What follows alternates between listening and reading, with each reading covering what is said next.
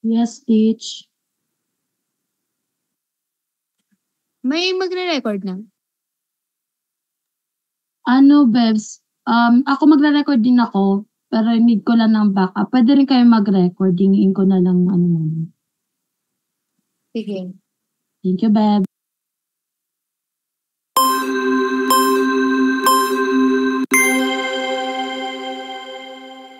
2 minutes na.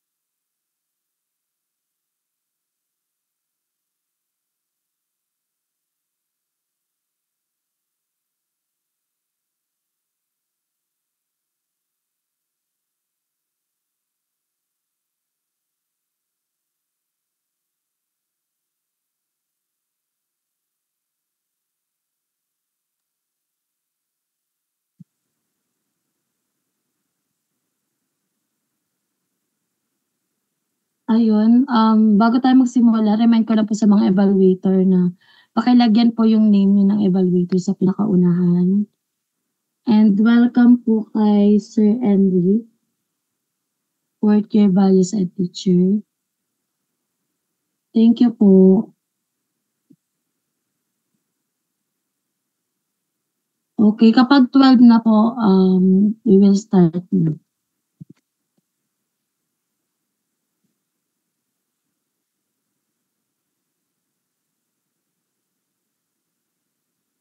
Okay, let's start. Permission to record our session for today. Can I see heart reacts?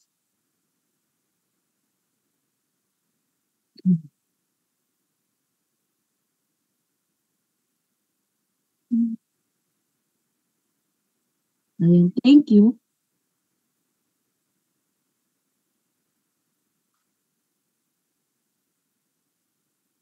Recording in progress.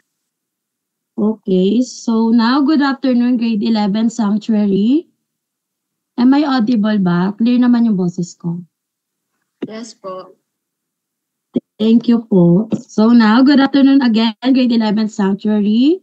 May I ask for everyone to open their camera so that I know if you're still with me throughout our session for today. So, may I see the beautiful and handsome faces of grade 11 Sanctuary? Yung mga di pa po naka-open cam dyan, pa-open cam na po. Ayun.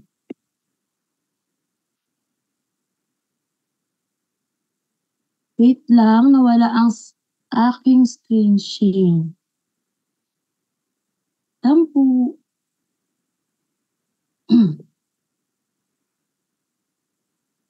Restore. Ayan.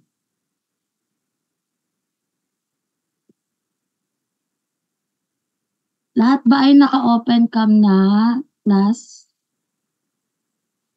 Meron pa akong nakakita sa aking screen mga, siguro mga 3 na hindi naka-open cam. Puwede pong pa-open cam na. Ayan. Balik ko lang ang aking screen. Okay, permission to share my screen again. Kita na po ba yung screen?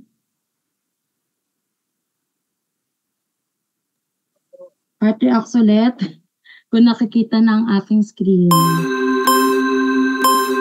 Thank you. So now that you are already visible on my screen, I will introduce myself. So I am Teacher Biben Rosini Villar. You can call me Teacher Bien or Ma'am Bien. So before we start our session for the day, may I request for let's start our session for a opening prayer.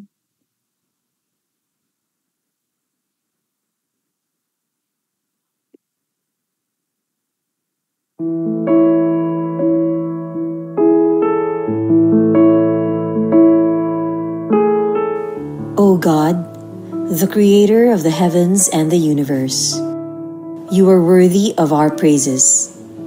In you alone, we pray and submit ourselves, for we are nothing without you.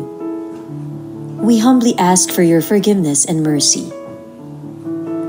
Dear Lord, we gather here today with the intent of doing good in thy name. Guide us to the right path. May our efforts be blessed with insight, understanding, wisdom, and respect for all. May our deep faith in you give us strength to act honestly and well in all matters before us. Amen. Okay.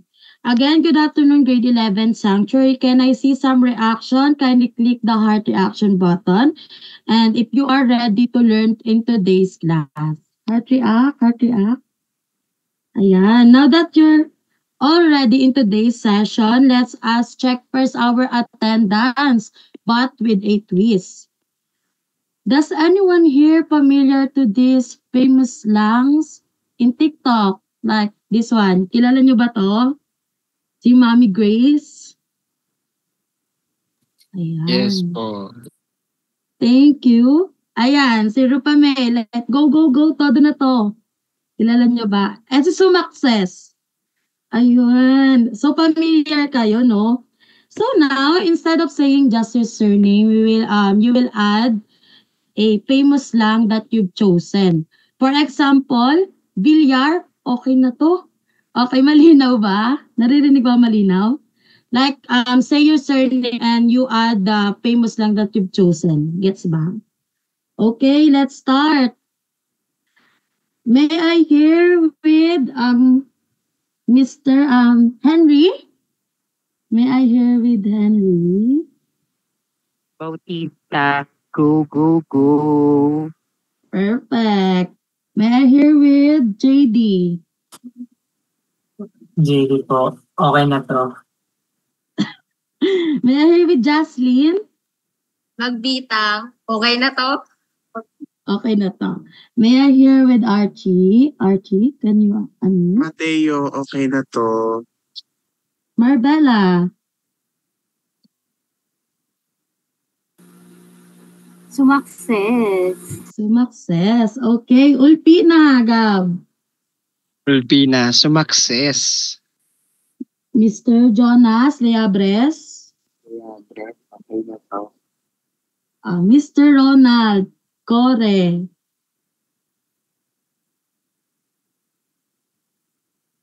Parang di pa naka-unmute si Mr. Ronald. Okay, balikan natin. Pero, ayun nga, halos lahat naman nandito and present naman, no? So, now for us to ensure a smooth and productive learning for today's lesson, let's go over to our online classroom rules. Thank you all sa mga nag-unmute na kanilang mga. Ayun. Okay. So, can someone read our UCSP classroom rules? Start with the letter U. You can, okay. Archie? Use online tools responsibly. Okay, so we must use online tools responsibly. Always mute your microphone when you're not speaking to avoid unnecessary background noises. And please follow the proper etiquette in all interaction. Next, for the letter C. Sino yun? Yes, Ulpina. Communicate effectively and listen actively. Ayun. So during our online class, we must able to communicate effectively and listen attentively. Sorry. And wait for our turn to speak. And next for the letter S. Can someone read? Yes, Henry. Submit task on time. Okay, thank you. So during our online tasks and activities, please manage our time wisely and ask for help in advance if you need clarification. For the last letter P, Miss Jasmine. Can you read, Miss Jasmine? Ayun. Letter P. Can you read the letter P? Teacher, ako po ba? Yes. Ayan. Thank you po, teacher. Letter P, participate actively in activities and discussion.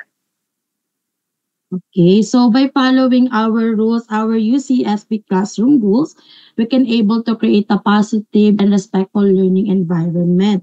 So I'm expecting na you will do your part, okay? Grade 11 Sanctuary. Ay, baka nagtataka kayo bakit ako tumitingin sa side kasi gusto ko, naka-double device ako kasi tinitingnan ko kayo kung nakakapagana. Ayun. So, now, can someone read our learning objectives for today? May I call Mr. Opina? Go. At the end of the lesson, the learner should be able to A. Analyze the context, content processes, and consequences of enculturation and socialization. Letter B. Observe, respect for diverse practices and perspectives. And letter C. Demonstrate the learnings of socialization and enculturation in daily living through reflection work. Okay, so this lesson will help us understand why we do the things that we do and how society influences our beliefs and actions. So for today's lesson, ito yung expected natin na ma-achieve natin after our discussion. So now, but before we formally go to our new topic, can someone give us first our recall about our topic last meeting? May I hear with Miss Jocelyn to recall our topic last meeting? Good afternoon po, teacher. As much as I recall po, pinag-aralan po natin yung rules ng mga museums, mapa-local man po, national, and yung mga specialized museums din po. And meron din po tayong natalakay na archaeological sites and historical sites. Ayun. So now that we're able to appreciate and reflect with the roles of museums, specialist museum, and yung mga historical sites, no, I want you to complete the sentence in your own words. Ano yun? May pumasok po ba? Okay. So yan. You will write one sentence in the chat box in your own words in completing the sentences. So museums and historical sites are important because, so you just need to type in your answer in our chat box and just a phrase or word will do, and I will give you 2 minutes to type in your sentences or your to complete the sentence, no? So you may before we go to that, naintindihan po ba yung gagawin? Naintindihan? Na-react? Ayun. Okay, you may start doing this recall activity. Ayan. I will give you just 2 minutes to finish it.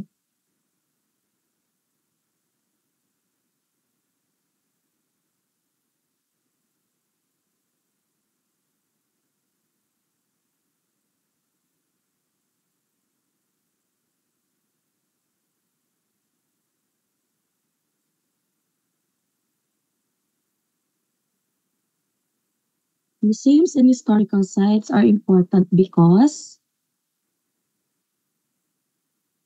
nagchat-chat na po ba sa ating chat box? Hindi pa ako nakakita ng mga responses.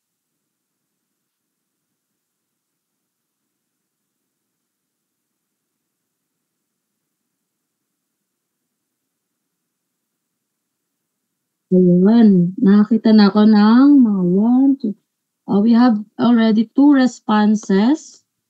While you're doing that, magbabasa ako ng mga ilan na responses. No? So, according to Ms. Jaslyn, museums and historical sites are important because they tell stories about our past that have influence in our identity. So, very good insight. Next, according to Henry, museums and historical sites are important because it preserve and showcase our history and culture. Good insight, Henry. Next, it is important because it document and preserve events and artifacts that is value and. Thank you, J.D. Vincent. Kay Jonas naman, according to him, important yun kasi it preserves our culture, history, and heritage, making us understand about their community. Thank you. So kay Archie, museums and historical sites are important because they preserve diverse cultures and artifacts from various regions from the Philippines and also from the other parts of the world. Okay. Yeah. And last kay Ulpina, because it is a way to reveal historical values and our identity as Filipinos. Okay. Thank you for your responses. And it's good that you can able to learn something with our with our last topic, no? So now, ano, oops. now, Now, speaking of how we learn and pass down the knowledge, let's connect this to something even bigger. How we as individuals absorb and live out our culture. This time, you will be analyzing videos and pictures and determine if it represents enculturation or socialization. And after that, we will process your understanding with the use of some questions. But for now, in determining whether it signifies enculturation and socialization, you can click heart reaction or comment on the chat box if it signifies enculturation. Heart emoji if it's related to enculturation. And a waving hand if it signifies socialization. And if ever na your answer is incorrect, it's normal. Later, we will clarify it during our discussion, okay? And para mas malaman natin bakit nga ba yun yung naging sagot, kung bakit mali, pero yun, ika-clarify na lang natin sa discussion. Okay ba, class? Naintindihan ba? May I see heart reacts or unmute na lang? Ayan, naintindihan po bang gagawin? Any clarification before we start? Thank you, Miss Jocelyn. Okay, let's start. May I present the activity first? Just a minute. Okay. Choose.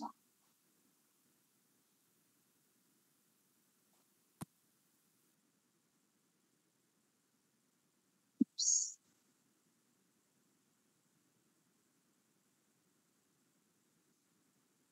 Just a minute. Just a minute, class. Okay. Okay.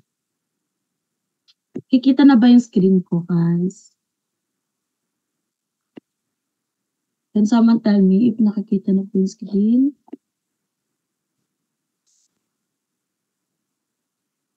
No po, teacher. Thank you. Wait a minute. Ayun.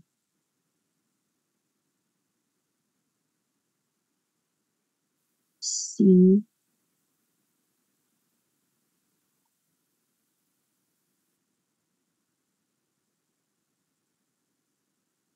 Signature. Ay, just a minute, class. Yes, Miss Rafaela. May black po yung screen, teacher. Yes po, meron lang pong pinapresent si teacher. Okay po.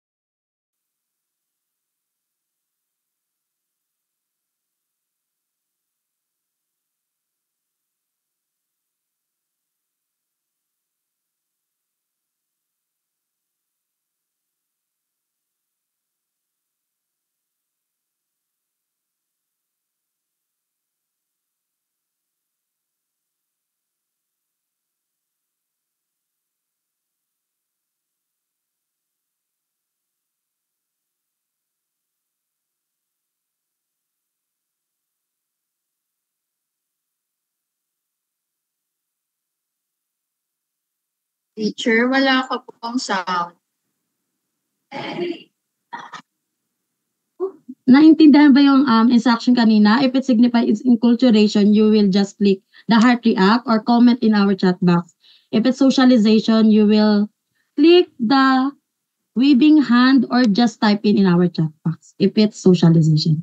Gets ba? Yes po, Okay, teacher. let's Yes begin. po. Thank you.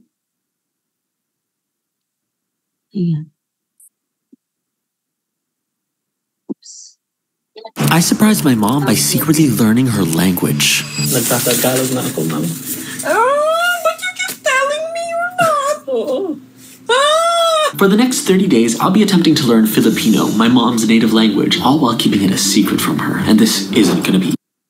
Siguro, gumawa ako ng isang challenge kung saan sinubukan kong matuto ng Tagalog sa loob ng 30 araw. At ito na. Isang Hindi- buwan? Isang Nag-aral buwan. ka? Magaling ka na? Oo. Oo. Oo.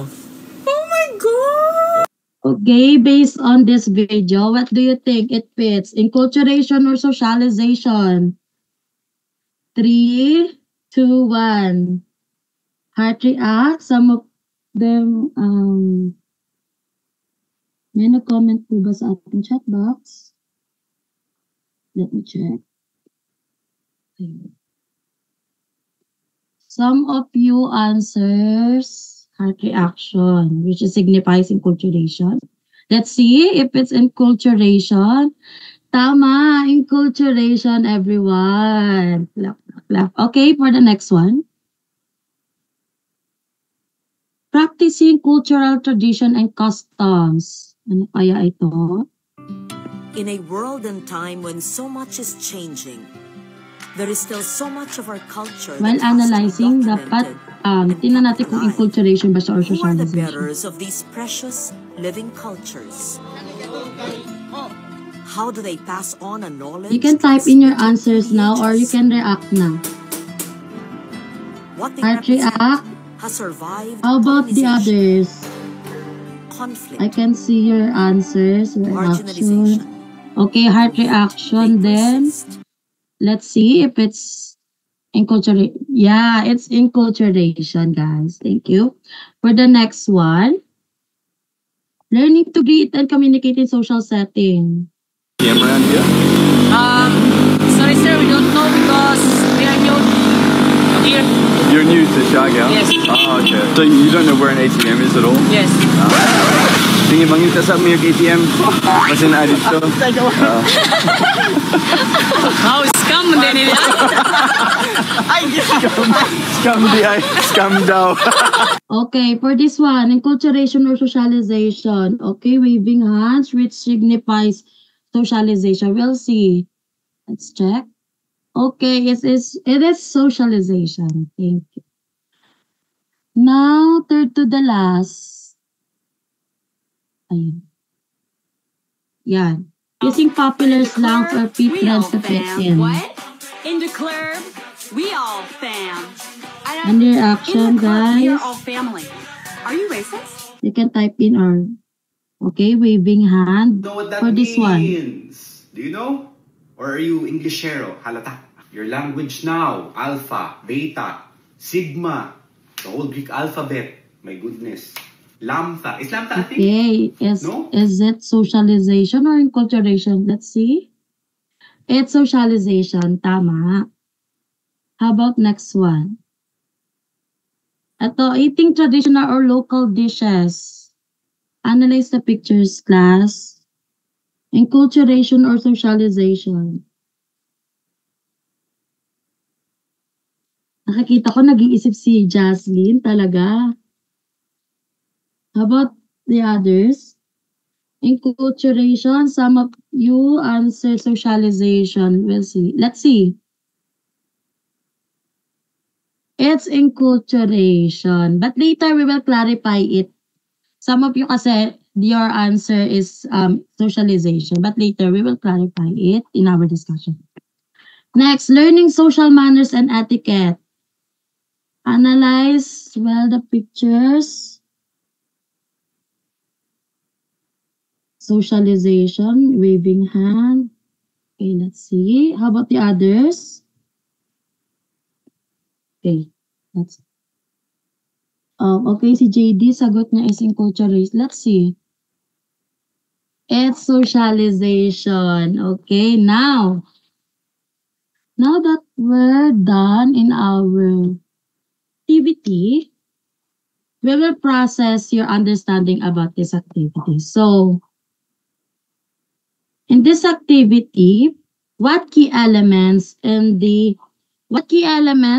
you observe in this picture and videos that you analyze? That helps you identify whether it is enculturation or socialization. Can anyone answer? Raise hand if you want to answer and unmute your mic. Yes. What key elements? What key elements in the pictures? Okay, Miss Jocelyn. Ako po, teacher, kaya ko po siya na-distinguish is yung isa po ay more on kung paano po gumalaw doon sa society nila. While yung isa naman po ay embrace ng culture kasi parang tulad po ng unang video, teacher, pinapakita po doon yung parang natuto po siyang magsalita ng language ng mom niya. So parang doon ko po nakita na okay, pag enculturation, parang pag-embrace po ng culture nila, while yung socialization naman po is pang social po siya. Paano pong gumalaw? Ayun, so tama naman. Based on Jaslyn answers, she said that binis niya yung they identify enculturation or socialization based on sa actions na pinapakita, no? How about others? What's your ano yung nakatulong sa inyo para masabi na ay ito enculturation to, ito socialization? Anyone?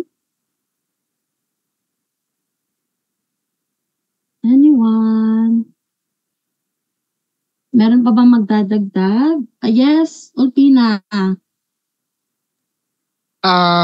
Sa akin po, teach, madali naman po siyang malaman kapag socialization and enculturation. Kasi po kapag socialization po ang pinakasentro po ng ang magiging progress or like dynamic is communication po talaga. Sa enculturation naman po, parang heritage, cultures, and beliefs po. So according to Gab, the way they communicate and based dun sa heritage, no? How about what are your bases that helps you to differentiate enculturation? So yon what are your bases that helps you to differentiate enculturation from socialization? And nasagot nyo nga kanina, which is yung actions, no?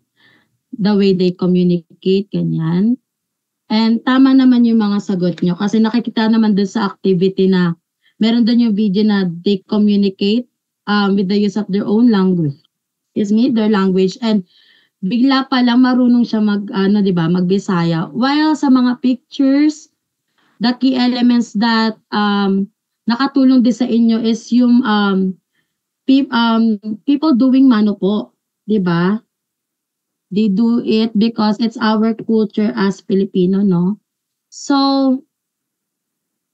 okay, nakikita ba yung screen ni Ma'am?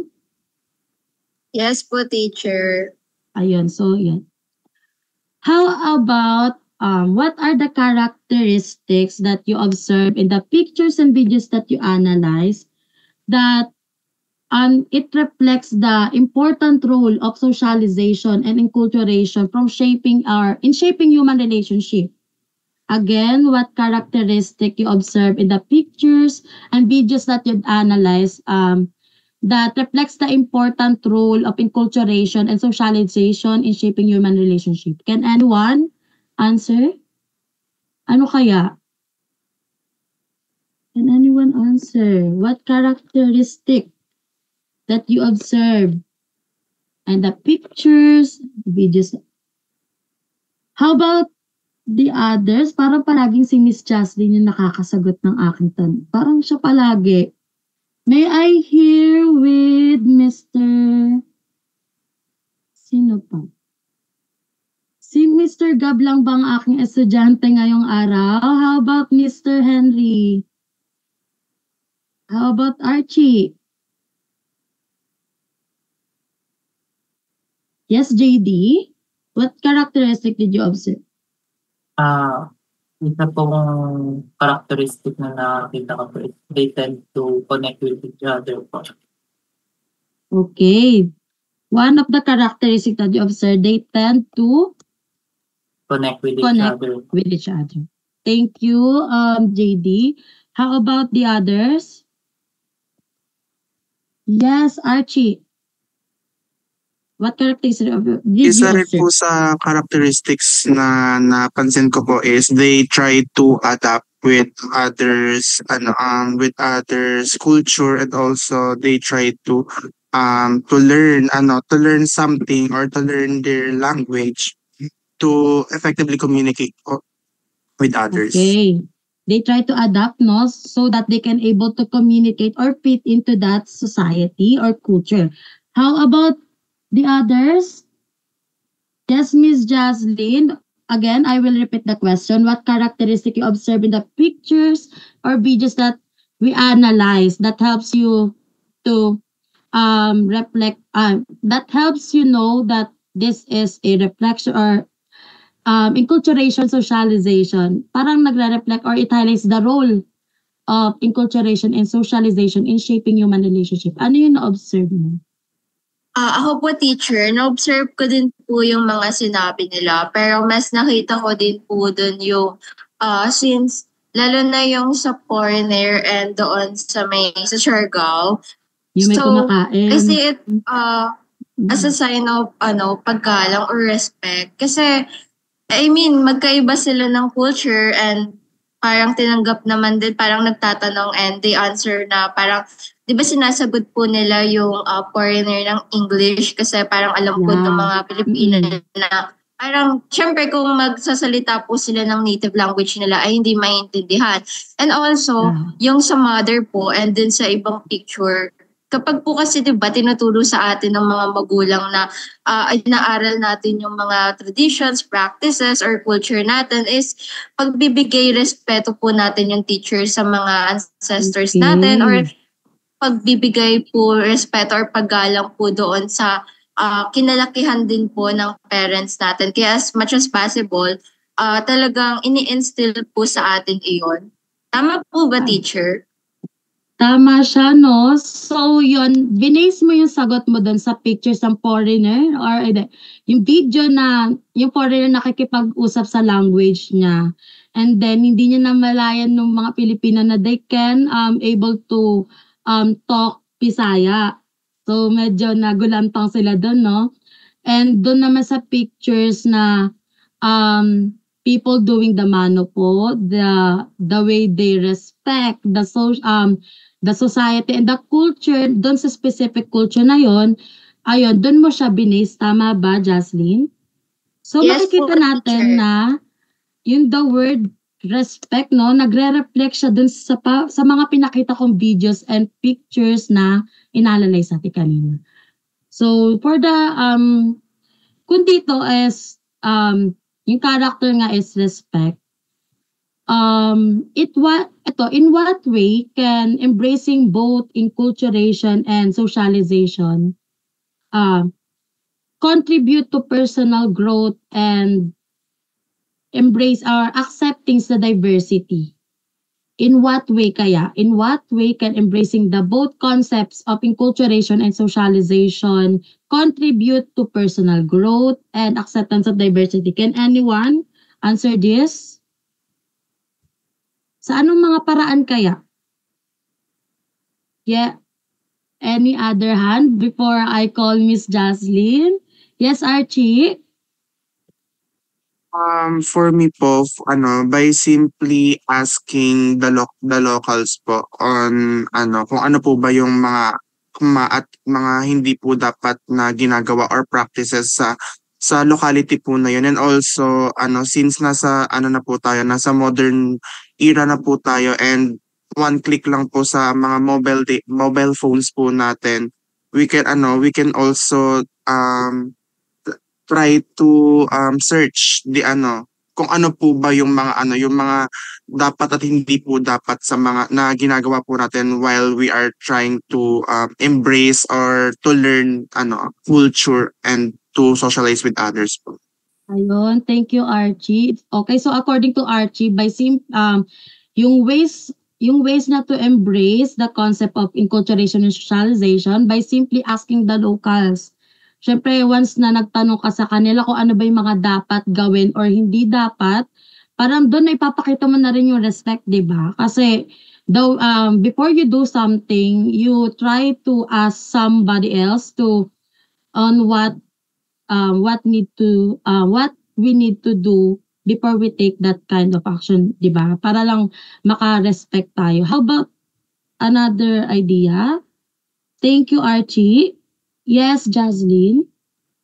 Ako po, teacher, siguro, we can also do research before we go to another places. Since kapag gumagala po, may family bonding, siguro it is a way of showing respect to know kung saan ba muna tayo pupunta and sino po ba yung mga tao doon. And by doing that, nakaka-contribute po kasi siya sa atin, sa personal growth natin. Kasi we are becoming more sensitive to others. Nakikita po natin kung yung mga ginagawa natin na nakaka-apekto. Kasi maaaring yung actions po natin ay parang wala lang sa culture na kinalakihan natin. But to other cultures na kinalakihan nila ay ibang-iba po yung pagtanggap nila sa ganon. So, to avoid na lang din po siguro yung mga ganong instances kasi ayaw naman po natin ng miscommunications and conflict. We should know how to respect and parang matuto po tayo ng maraming ways how to show respect. Ayun, being aware, no? Parang the way na aware ka doon for being sensitive, mas naipapakita mo na you try to respect that culture, no? So we must able to do this kind of like research before going in that place.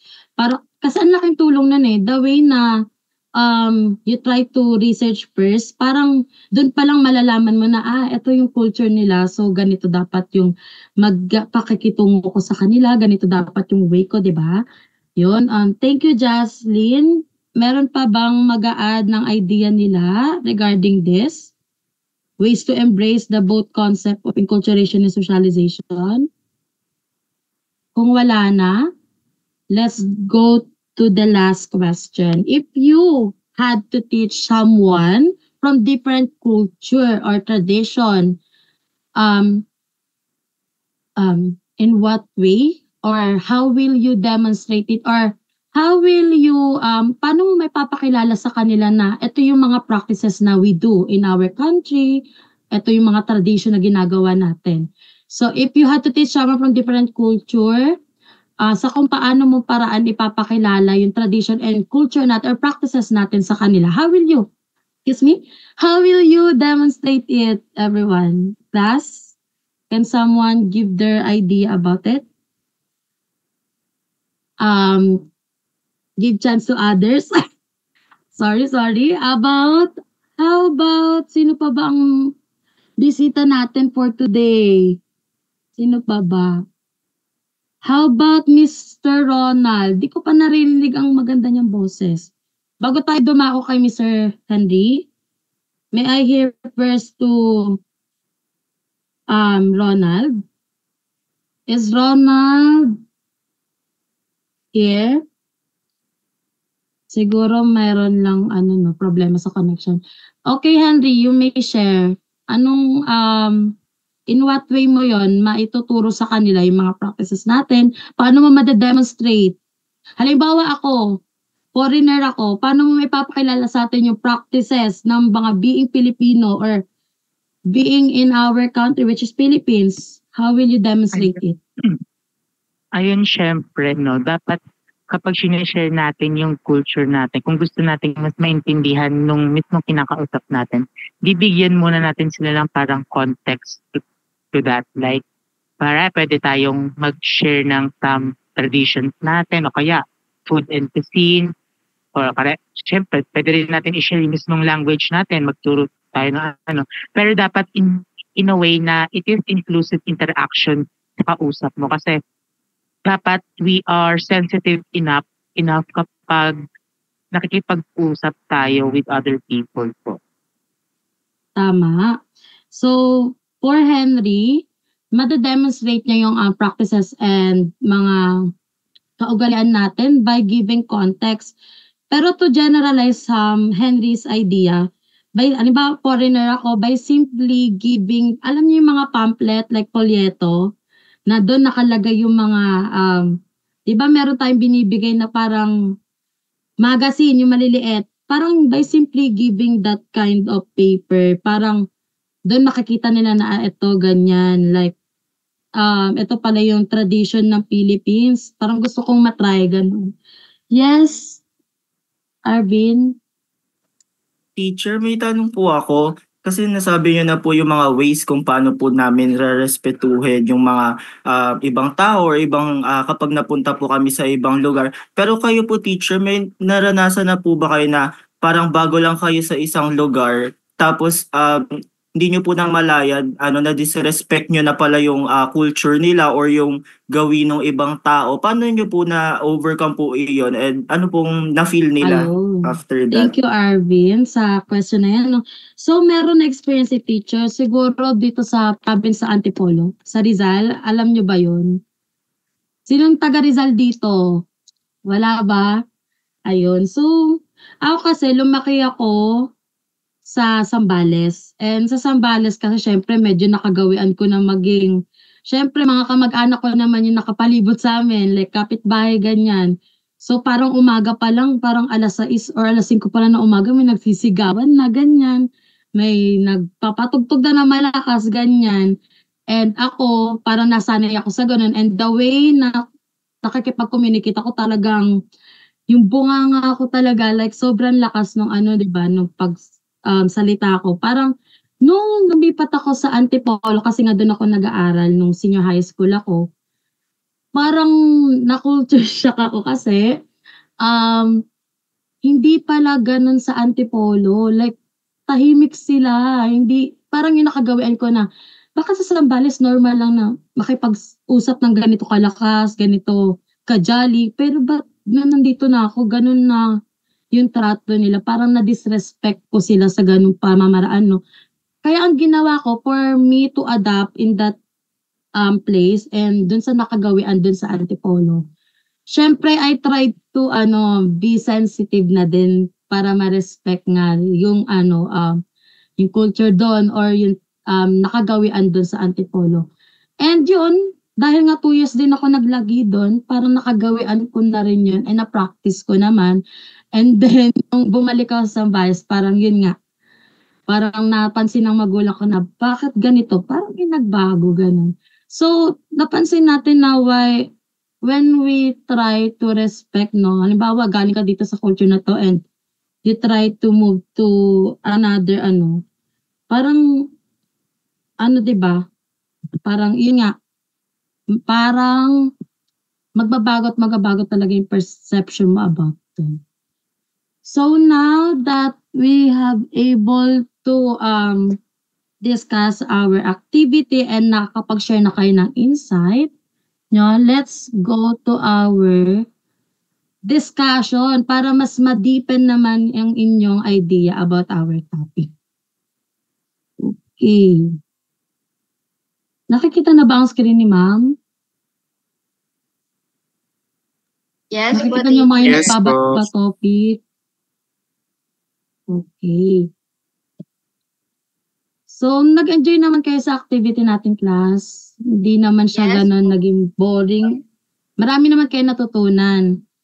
Kasi, doon pa lang sa activity natin, napahapyawan ko na yung lesson natin. So, ngayon, parang ira-run through na lang natin yung ating discussion, no? Kasi, almost half ng topic is na-discuss na natin during our sharing, parang doon na kapag bigay na rin kayo ng idea. Okay. So yon, our topic for today is the context, content, processes, and consequences ng enculturation and socialization. Aware ba kayo rito sa context, content, processes, and consequences or hindi pa?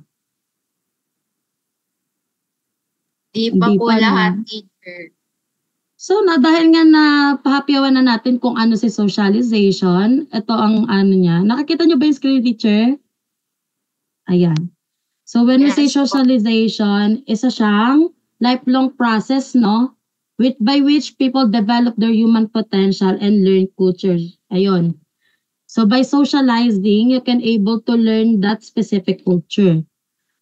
And ano ba ang enculturation for you guys? Ano ang enculturation sa inyo?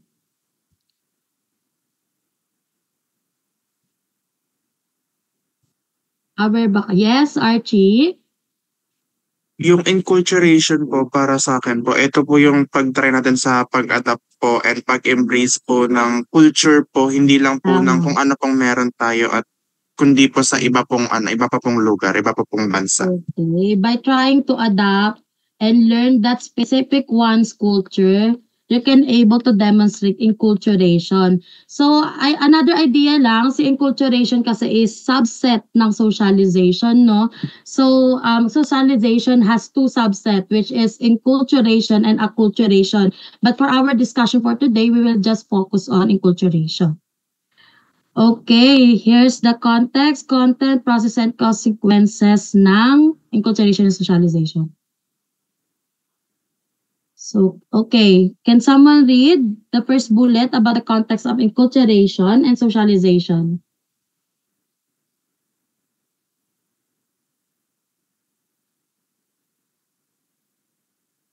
Yes, Jaslyn? Enculturation. This happens naturally as individuals grow up in a specific cultural environment. Thank you. So, sa socialization, can you read also, Jaslyn? Just the Yes, highlighted po, one. teacher. Okay po. Socialization, this happens in both childhood and adulthood as people learn societal rules, norms, and expectations.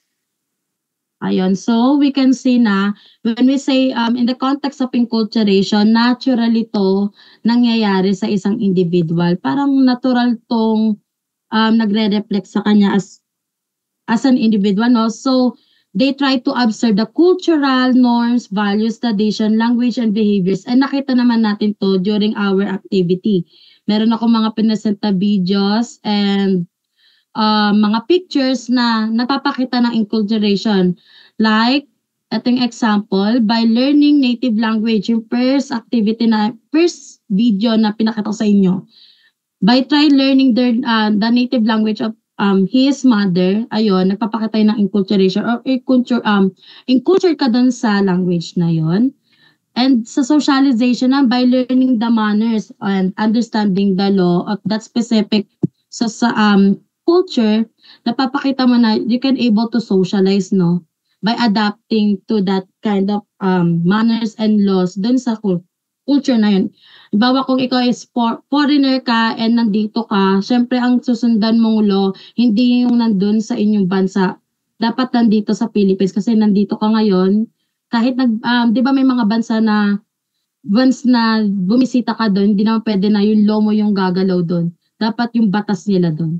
Ganun, no? So, for the content,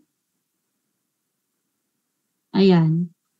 Can someone give his idea na lang kapag sinabing content ng enculturation, ano ito? Can someone give example? Learn and adapt their cultures and tradition. Kayo ba? Teacher, time na po. Ayun. Thank you, guys. So, stop the demo na ako. Thank you. Ayun. Thank you, everyone. So, ayun, dahil stop the demo naman na, yung token nyo po, ibibigay ko na lang during face-to-face classes. Okay ba yun? Nanapin ko na lang kayo during our face-to-face, no? So, wag mo na kayong magli-leave sa ating GC kasi yun, dun ko na lang kayo i-message na, nandito na ako, kunin nyo na yung token. Ganun. Guys, thank you for participating in my online demonstration. Di man natin natapos, pero thankful ako kasi nakipag-participate kayo throughout kahit kalahati lang ng session natin. And I'm happy kasi yun nga, nakapagbigay ka ng idea and napahappyawan natin kahit papaano yung discussion. Ayan, wag mo na kayong mag-leave doon sa GC, but dito sa meeting, pwede na kayong mag-leave. Doon ko na lang kayo i-message later after nito.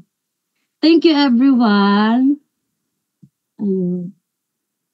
Thank you po, teachers. Thank you Thank po. you, Miss. Thank you, Jazz. Thank you, teachers. Congrats, Teacher Vivian. Ayun. For the evaluators po, may I request everyone to...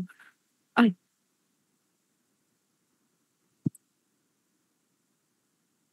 Hello?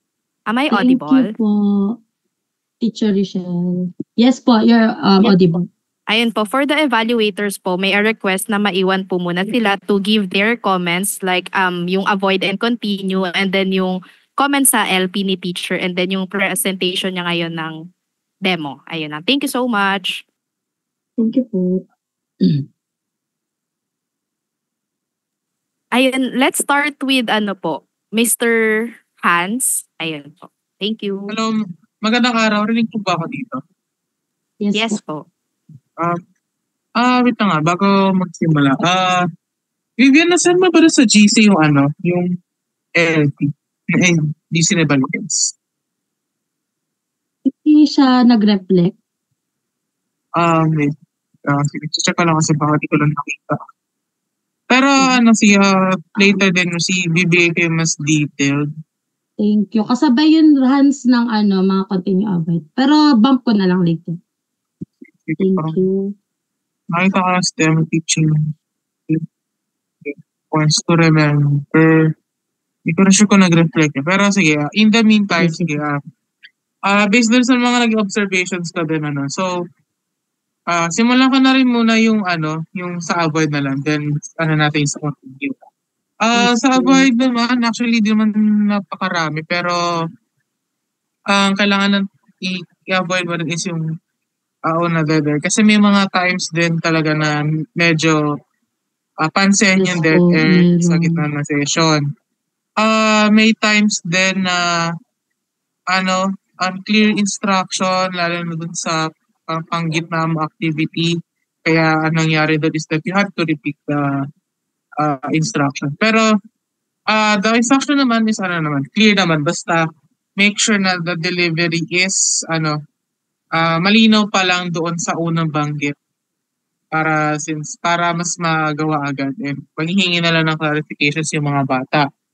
And napansin ko din kasi na napaka-goods din naman yung effort mo to communicate din in English na pero feel ko din kasi na parang mas confident ka na nagsasalta na Tagalog and napansin ko nga din yun na nag-share ka ng kwento mo na in Tagalog. Mas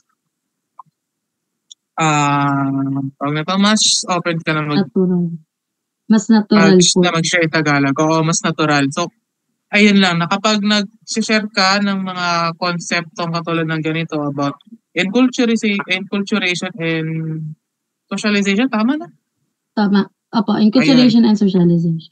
Ayun. Mas maganda na i-deliver mo siya in Tagalog, especially na yung mga mga bata natin dito is talagang mas naiintindihan yung mga ganong konsepto sa Tagalog. And na lang din, sa continue, ayun din, napaka lively din ng attendance checking sa pansin ko rin yan, so that's good. And yung ginamit ko online platform, nakalimutan ko yung pangalan, pero maganda rin yung gumagamit ka ng platform aside sa Canva and Google Slides na gasgas na. So, maganda yon.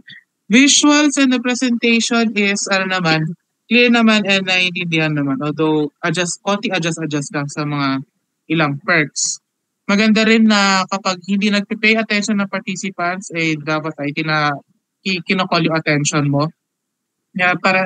Ito rin na isa sa paraan para ma-mitigate mo yung dead air during the So maganda na kinocall mo attention nila. Siyempre, yung pagka-questioning during reflection, the reflection part is dapat talaga i-maintain. And yung, since that the topic is about enculturation and socialization, mas maganda rin na nag-share ka rin ng mga sarili mong danas. And although to improve na lang din na kaya na bigyan mo rin ng opportunity or hikayatin mo yung mga estudyante mo to share their own experiences din. Lalo na sa ganitong type. Yun lang. Thank you Send po. ko na lang din yung summary sa sa Thank you po. GC. Thank you. Thank you, Mr. Hans. Now may we have Mr. Enric po. Thank you po.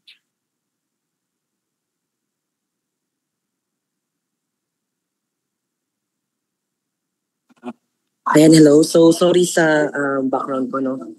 Nasa faculty kasi ako. Pero, may ilan lang akong na-note dito sa continue avoid ko. Okay, wait lang ha.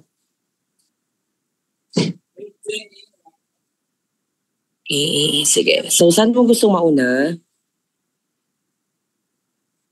Mambilyar? Avoid na lang po, teach. Okay, sige. So first, I saw na nagbabasa ka ng scripts mo earlier. So that's avoid, no? Na natin mag-scripts, no? Kasi nakaka-natural. Second is, when you're using application, nagustuhan ko yung mga apps mo. However, dun sa isang activity kasi, napipreempt na yung sagot doon sa tanong mo. So, ang nangyayari, parang tanong mo, sagot ng application. Tapos sasagot yung mga bata. Nakikita agad nila yung sagot nila. Ay, yung sagot. Oo. Next is yung pag-address sa mga students. Mas better kung first name basis na lang ang gamitin kaysa sa Mr. or Miss. Kasi hindi siya nakaka-inclusive. No, first name ang mas better na pangtawag sa mga bata. Next ay improve the flow of your class. So nakita ko kasi parang fragmented yung flow ng class mo. Totoo po. Oo, ano ba nangyari kasi? Ano po kinabahan na. Like, parang may hinihintay pa po kasi ako. Like, parang wala pa, ganun. So, medyo nadala na po talaga ako nun. So, sorry po. Pero, improve ko na lang po. No problem. You can improve that naman. So, mas better kasing flow doon sa iyong class. Okay? Ay unang-una, syempre greetings, preliminaries, and then next lang preliminaries ay SEL, which is nagustuhan ko yung SEL mo kanina. No? Nakarelate yung mga bata doon. After ng SEL, tsaka ka magbabalik-aral. Okay? Balik-aral yun agad. After ng balik-aral, ay magme-main activity agad kayo before kayo mag-present ng objectives. Kasi once you present the objectives, may spoil na yung value na gusto nyo palabasin during the discussion or during the activity. No, makikita agad nila yun kasi babasahin nila yung objectives, di ba? Yes po. Mas better na after siya ng main activity para hindi na-spoil yung values. Okay? Values, naman problema. Fit naman siya dun sa lesson mo. Okay, next.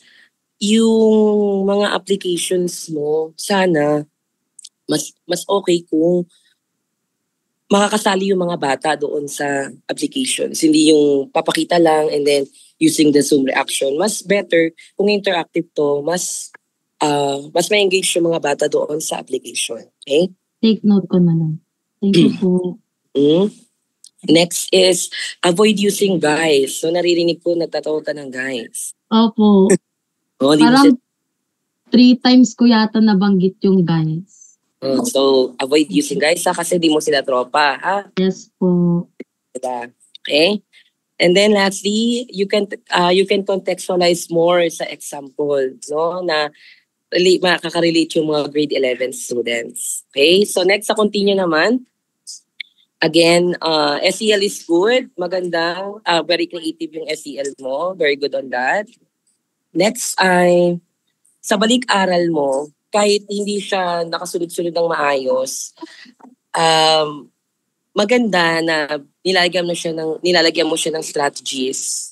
Okay? You have strategies doon sa iyong balik-aral. Kasi hindi lang siya simpleng tanungan lang na ano pinag-aralan natin last time. ano yung ganito, ano yung ganyan. So it's good na meron kang activities for that. Siyempre, I appreciate din yung paggamit mo ng various applications and platforms, no? That's very good. Next ay yung digital chalk talk. Very good yan, no? You attempt to do a chalk talk and then you executed it well naman, no? So very good on that. And lastly, maganda din na you are giving example using your own experiences. Okay? So yun yung magandang yun yung magandang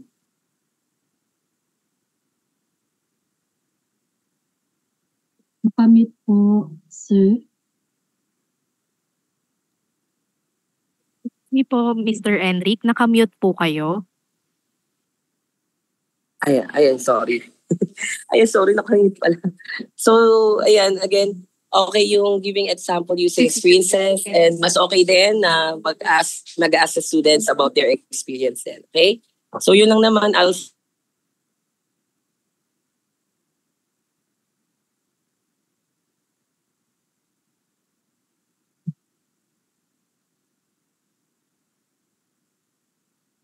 Wala po yata si Sir Enric.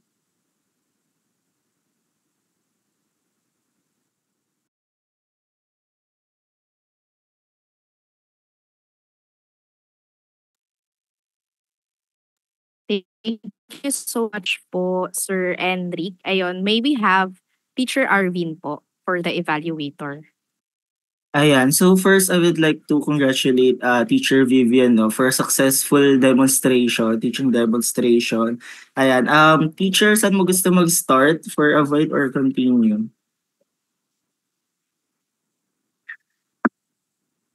Avoid po. Okay, sige. Ayan. So mas marami naman ang continue no, kasi sa avoid. So onti lang tong avoid and since nabanggit naman ni Teacher Enric yung iba.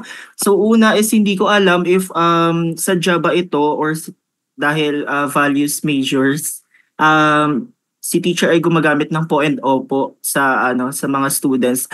Though we are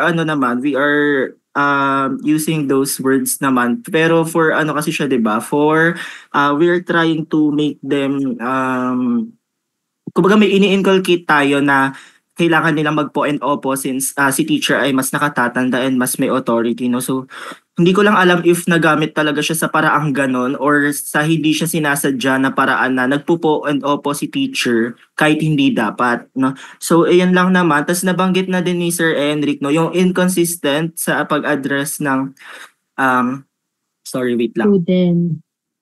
Student po. Yes, oo, ng students and ng class, no? Nabanggit na nagsasalita si teacher ng class and at the same time natatawag niya rin guys. Yun lang naman. No, tas okay lang 'yon, no? Tapos sa inconsistent sa names naman may Mr. Okay lang naman na na surname or first name basis tayo kasi depende talaga iyan, no? Lalo na kung yun yung nakasanayan ng students. Minsan tinatanong din natin yan. Kami kasi sa practice teaching ngayon, tinanong ko pa yon kung ano sa kanila ang masanay sila, surname or first name. Pero ayun nga, if first name, if surname. So ayun din, maging inclusive tayo no sa pag-address sa kanila. Tapos dun sa attendance ata ito, may sinabi si teacher na babalikan niya pero hindi ata nabalikan. Feeling ko nakalimutan na lang or dahil sa time constraint na lang din kasi inaano natin yung time. Si Mr. Ronald po yun, like tinawag ko siya during the pagsagot ng question kaso dahil nga po yung oras din umaandar, di rin po siya nag-unmute ng mic niya and during attendance hindi rin po siya nag-respond. Ayun, thank you teacher no. So ayun din sa fragmented yung flow ni teacher ng ng class no. Yung transition kasi paano ba ito? Kasi ina-expect ko rin talaga na yung learning objectives ay ipapasok pa lang siya right after the PQS, yung value analysis, yung analysis no. So, akala ko dun siya papasok. So, nagulat ako na pumasok agad siya before the activity. So, yan lang naman. Tapos, yung si teacher ay dapat nag-check ng students kasi napansin ko kanina para ang during discussion, 3 na lang yung students na naka-open yung camera, and it is really hard, no, for this modality and setup na ma-assure na may nakikinig pa ba sa sinasabi natin, no? So maganda sana if chine-check ni teacher if yung mga naka-off cam na students ay nandiyan pa ba, kasi baka mamaya kung ano-ano na ginagawa or versus wala sila dun sa mismong harap ng screen, no? So, yun lang naman. Tapos, ayun, si teacher, sana ay, hindi naman siya avoid, pero a suggestion na lang din na doon sa balik-aral, sana ay nasabi ni teacher, no, yung maganda na nabasa ni teacher yung mga responses. However, sana may pinili si teacher doon na kahit isang answer, dalawang answer, or magbigay si teacher ng commonality dun sa answers nila para mapalalim kahit papaano yung binalik-aral. Kasi ang goal natin sa balik-aral is hindi lang naman para mag-recall, no? Mag-recall ng prior knowledge from previous discussion or lesson. Kasi wini-weave din natin ito, tinatahi natin siya from previous lesson, paano tayo pupunta sa next lesson? Ganon. Kasi doon natin siya uhugutin doon sa balik-aral. At doon din siya papasok actually para mas magkaroon ka ng magandang transition doon sa motivation activity mo. Na bakit nga ba ito yung gagawin sa motivation activity? 'Di ba? Though hindi natin siya kumbaga explicitly sinasabi na ito yung dahilan ba't natin ginagawa to activity na to, pero dun mo kasi siya uhugutin sa balik-aral kung bakit ito yung ginagawa sa kasalukuyan. Tapos yun lang naman for the avoid. Tapos sa continue maganda na si teacher ay laging nag-a-ask ng reactions din, no, nung before mag-start yung lesson, kasi way siya para ma-set mo yung class, yung mood ng klase, para rin ma-assure if nandiyan na ba silang lahat, ganyan. So maganda na meron ganon. Maganda rin na in-introduce ni teacher yung sarili niya before mag-start, no. Tapos sa prayer, maganda na may prayer. Pero in Soksai courses or subjects, mas na-appreciate namin or natin yung ecumenical na mas inclusive, no? Kasi mayroong diverse religion ng mga bata or ng mga students natin. Yung interactive na attendance, napakaganda, very good. Mahusay si teacher doon kasi online setup ito pero nagawang maging interactive yung attendance. Yung classroom rules, in presentation, general siya, no? So nakita ko doon yung UCSP, nandoon yung yung paggamit ng maayos na online tools, 'di ba? So yung general yung nakalagay sa presentation kasi it applies not just in the class, no, in the online class, pero even in the whole course mismo ng UCSP, pwede siyang magamit. Kasi for example, yung appropriate use of online tool, kasama rin doon yung paggamit nila ng mga sources, 'di ba? Yung mga references na ginagamit nila in their assignments or in their tasks, no? Tapos, nagawang maging specific ni teacher dun sa rules niya sa pamamagitan ng pagsabi or pagiging oral nito, no, sa pagpapaliwanag. So, mahalaga kasi na may konteksto kahit sa classroom rules lang. So, yon. Sa learning objectives, nabanggit naman yung learning objectives clearly, pero I guess ang na-achieve ni teacher for this class na learning objective ay yung letter B lang, no? Wait lang, teacher. Kasi tinitignan ko rin yung learning objectives. Mahalaga kasi na ma-achieve natin ito.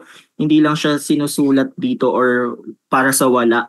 Pero this class, na-achieve natin yung letter B, no? Yung observe respect for diverse practices and perspectives. Ayun.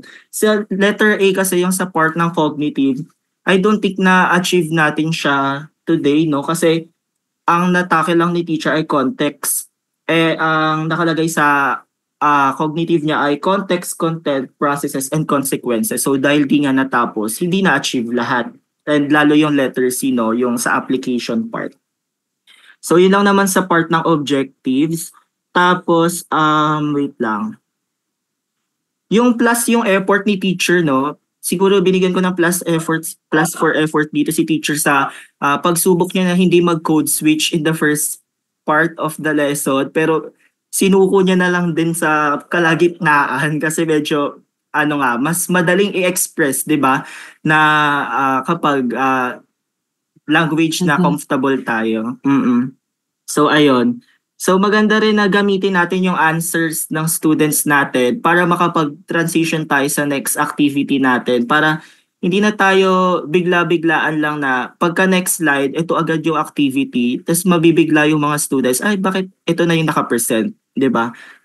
Or para hindi na tayo sabi na, dadako naman tayo sa ganitong activity dahil dyan, ganito yung gagawin natin. Para hindi na tayo maging ganon, gamitin natin yung answers ng students natin to introduce new ideas or new activities.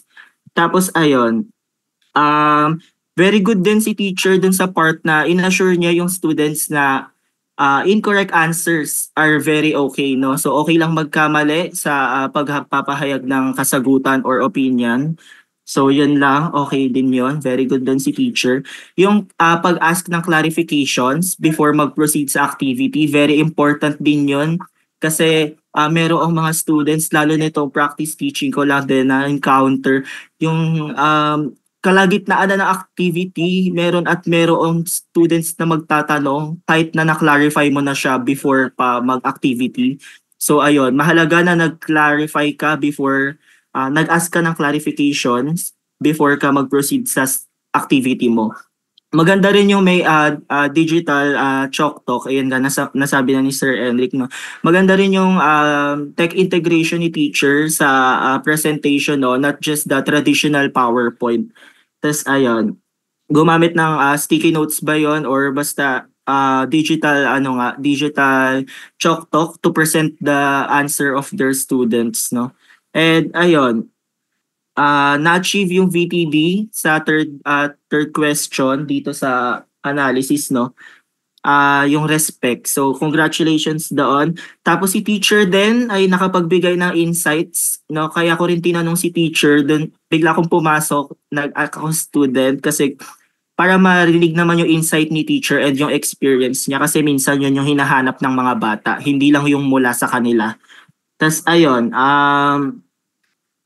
sa pag-discuss naman na differentiate ng maayos, no? Sa content ito yung enculturation and socialization, nabigyan naman ng justice ni teacher na justify niya kung anong kaibahan ng enculturation and socialization. So yun lang naman. Overall, congratulations Teacher Vivian for successful demonstration.